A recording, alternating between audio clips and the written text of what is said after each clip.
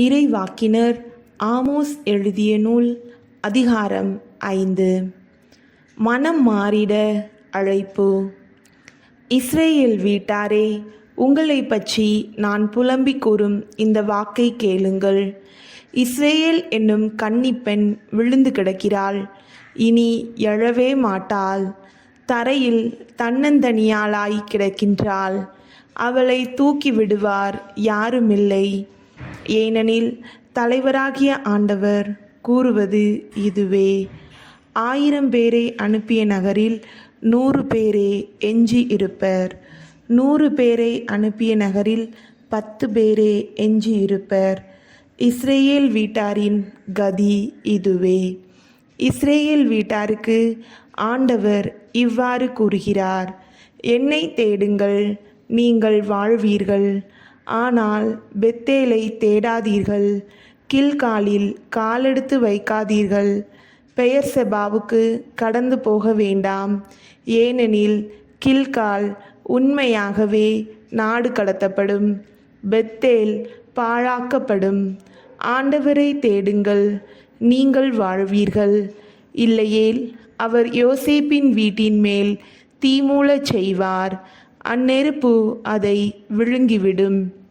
பெத்தேலில் அந்நெருப்பை அணைக்கக்கூடியவர் எவருமிரார். அவர்கள் நீதியை எட்டிக்காயாய் மாற்றுகின்றார்கள், நேர்மையை மண்ணில் எரிகின்றார்கள். ஆனால் அவரே கார்த்திகை, மிருகசீரிடம் ஆகிய விண்மீன்களை உண்டாக்கியவர், காரிருளை காலை பொழுது ஆகச் செய்பவர், பகற்பொழுதை இரவு வேளையாய் மாற்றுபவர், கடல் நீரை அழைத்து நிலத்தின் மேல் பொழியச் செய்பவர். அவரது பெயர் ஆண்டவர்.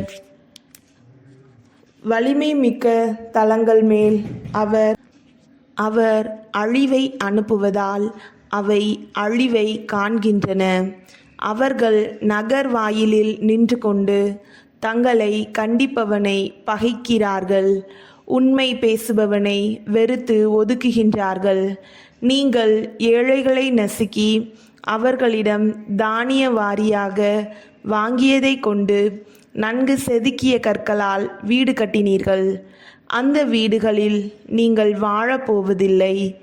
அருமையான திராட்சை தோட்டங்களை அமைத்தீர்கள், அவை தரும் திராட்சை ரசத்தை நீங்கள் குடிக்கப் போவதில்லை. உங்கள் குற்றங்கள் எவ்வளவு மிகுதியானவை என்றும் உங்கள் பாவங்கள் எத்துணை கொடியவை என்றும் நான் அறிவேன். நல்லாரை துன்புறுத்துகிறீர்கள், கையூட்டு வாங்குகிறீர்கள், நகர் வாயிலில் வறியோருக்கு நீதி வழங்க மறுக்கிறீர்கள்.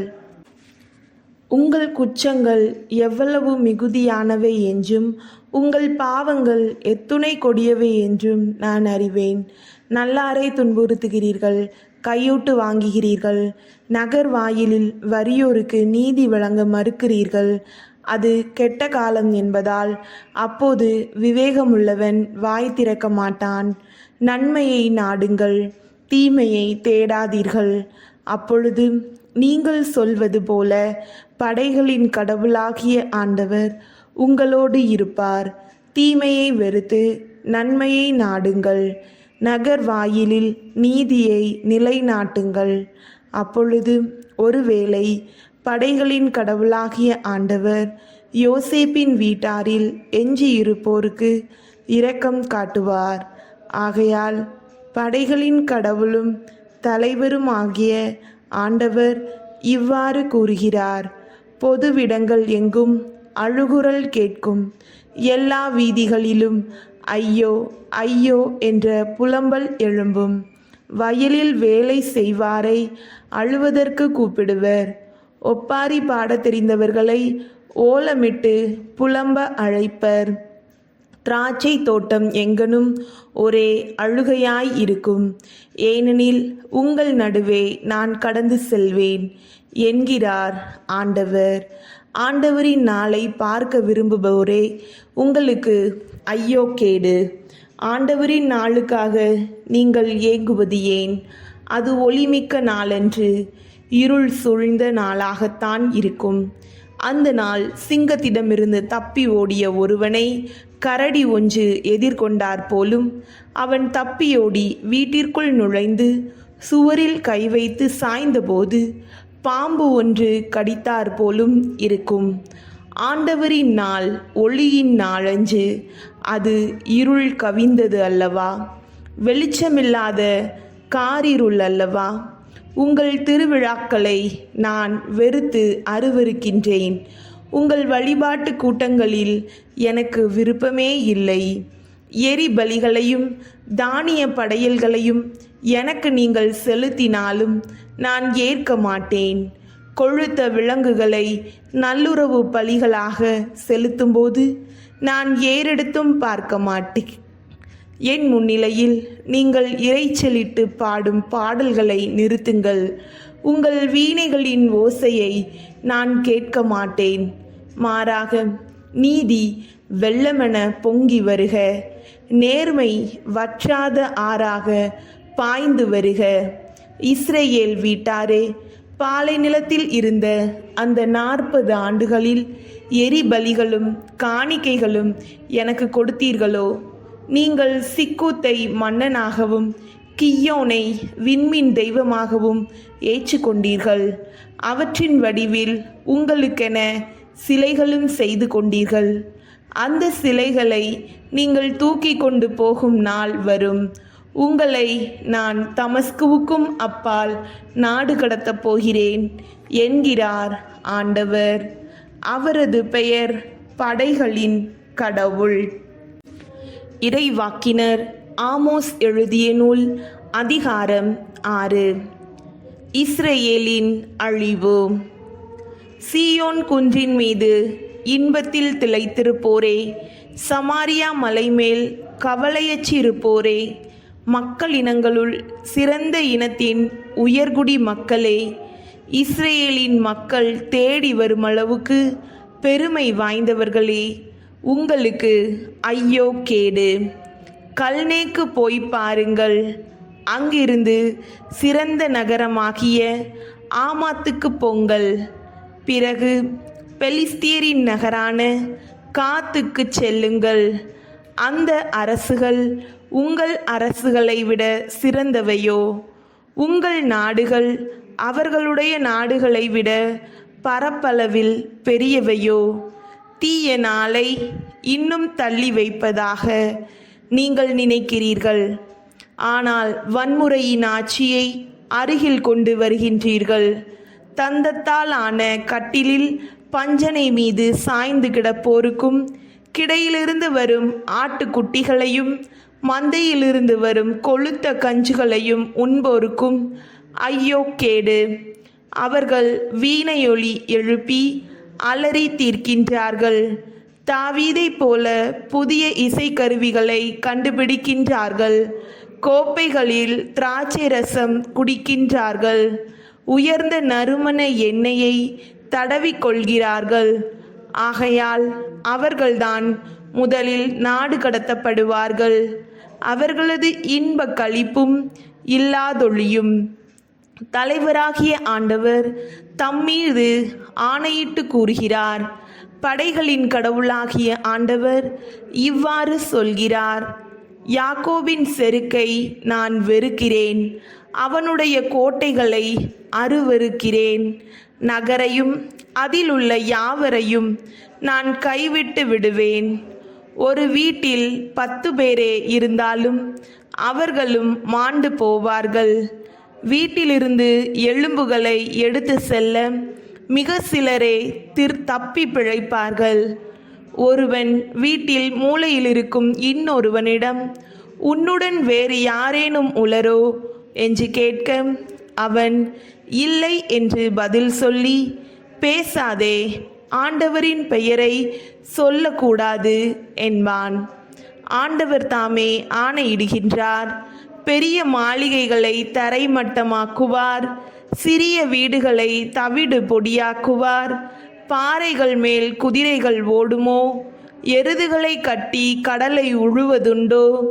நீங்கள் நீதியை நஞ்சாக மாற்றினீர்கள், நேர்மையின் கனியை எட்டிக்காயாய் ஆக்கினீர்கள். லோதபார் ஊரை பிடித்தது குறித்து பூரிப்பு அடைகிறீர்கள்.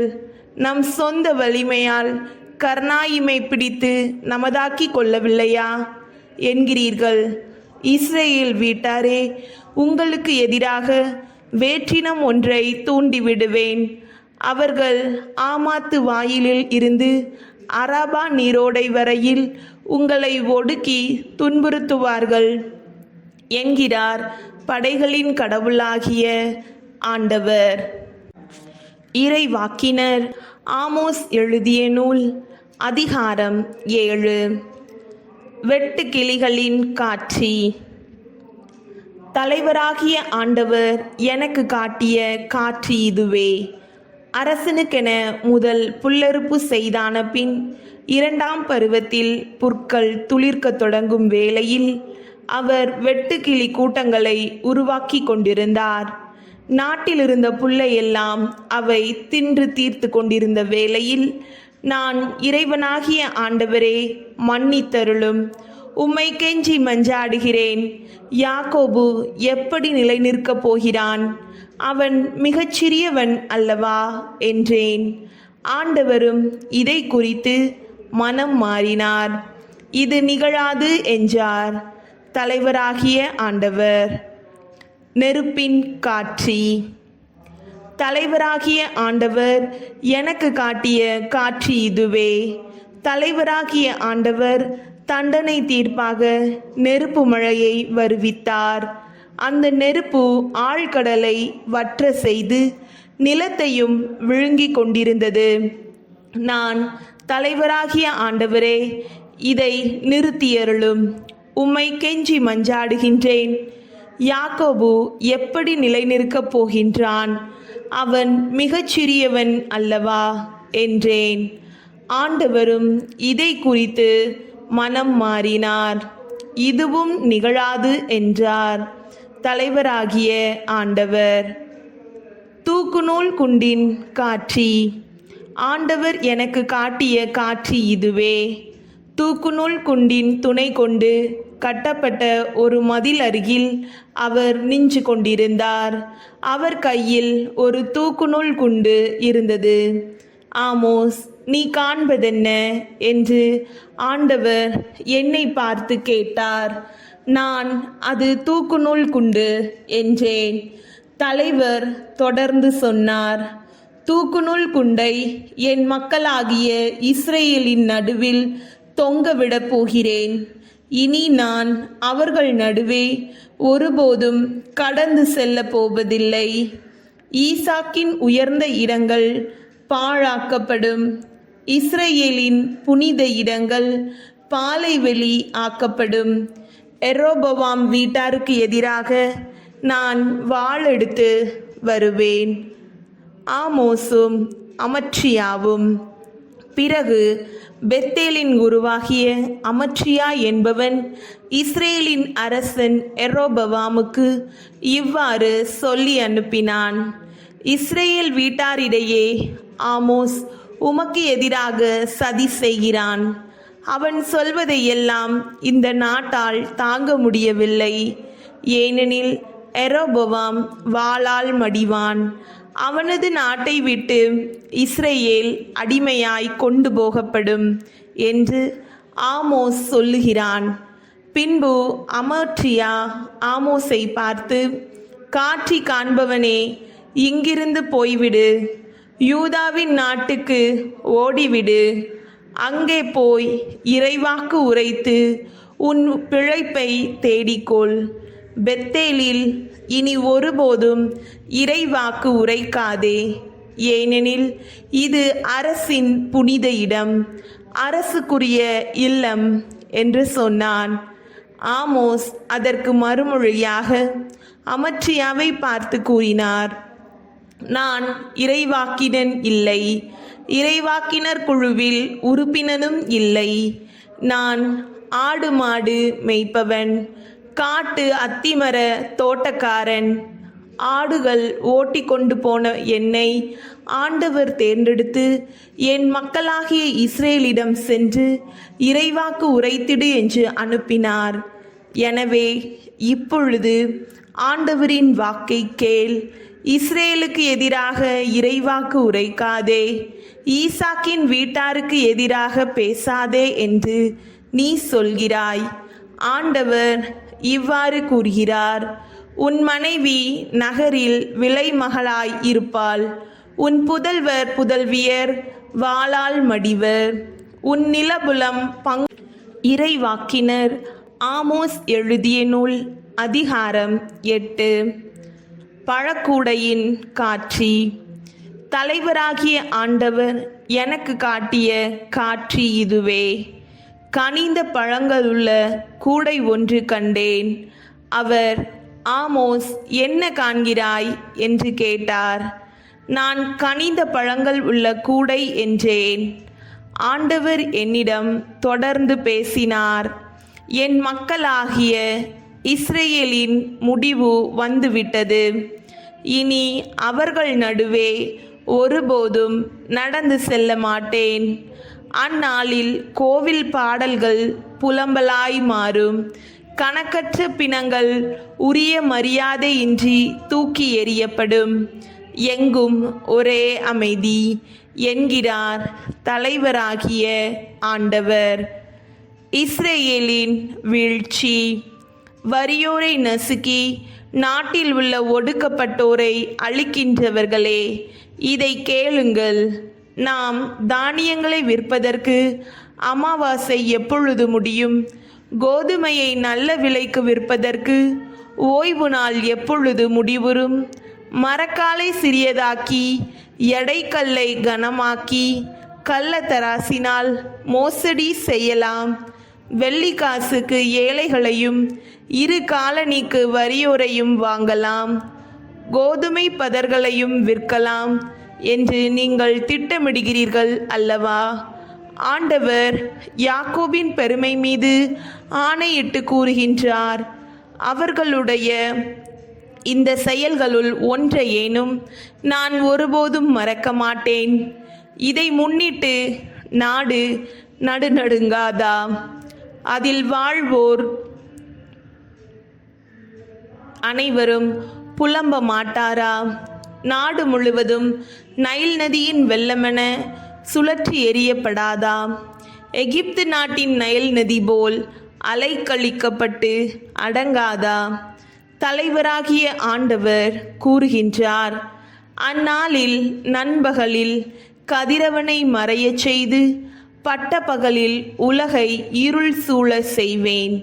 உங்கள் திருவிழாக்களை அழுகையாகவும் பாடல்களை எல்லாம் புலம்பலாகவும் மாற்றுவேன். எல்லாரும் இடுப்பில் சாக்கு உடை உடுத்தவும் அனைவரின் தலையும் மழிக்கப்படவும் செய்வேன். ஒரே பிள்ளையை பறிகொடுத்தோர் புலம்புவது போல நீங்களும் புலம்புமாறு செய்வேன். அதன் முடிவும் கசப்பு மிக்க நாளாய் இருக்கும்.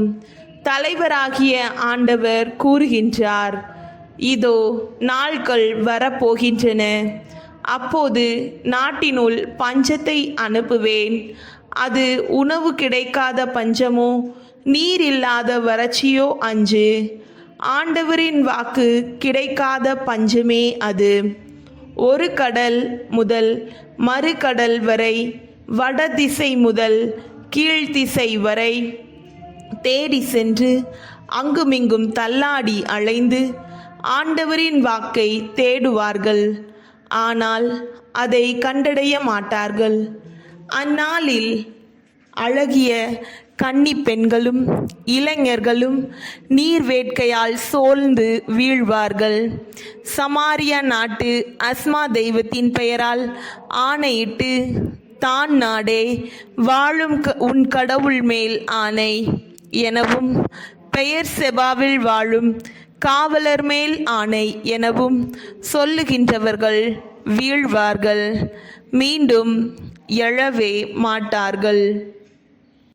இறைவாக்கினர் ஆமோஸ் எழுதிய நூல் அதிகாரம் 9. ஆண்டவரின் தீர்ப்புகள். பலிபீடத்தருகில் ஆண்டவர் நிற்பதை கண்டேன். அவர் சொன்னார்: தூணின் முகட்டை இடித்து போடு, மேல்தளம் ஆட்டம் கொடுக்கட்டும், மக்கள் அனைவருடைய தலையிலும் அதை உடைத்து தள்ளு. அவர்களுள் எஞ்சியிருப்போரை நான் வாளால் கொன்று போடுவேன்.